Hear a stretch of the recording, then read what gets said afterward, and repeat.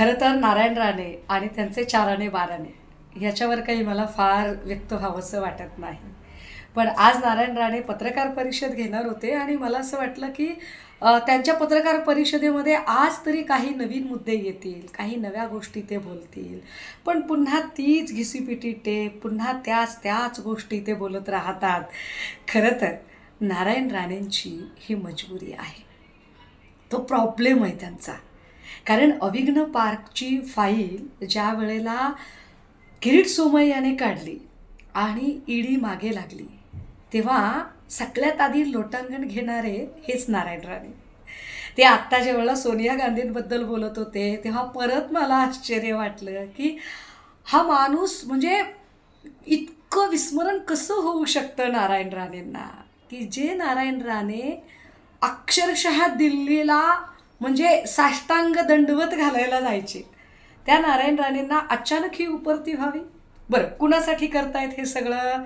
तर देवेंद्रजींसाठी. कोण देवेंद्रजी?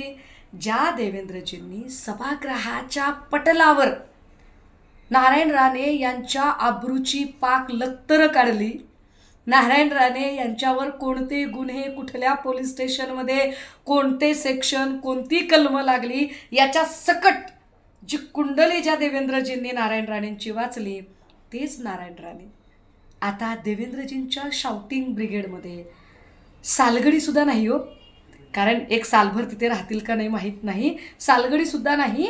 फार फार तर डेली वेजेसवर काम करणारे रोजंदारी मजूर म्हणून ज्या पद्धतीने बोलत आहेत, मी एवढंच म्हणू शकेल, देव करो आणि कुणावरही इतकी वाईट वेळ येऊ नये की इतक्या वाईट पद्धतीने, म्हणजे आमच्या पुण्याच्या पत्रकार म्हणाल्या की कपडे बदलल्यासारखे पक्ष बदलणारे राणे, इतकी वाईट वेळ कुणावर येऊ नये.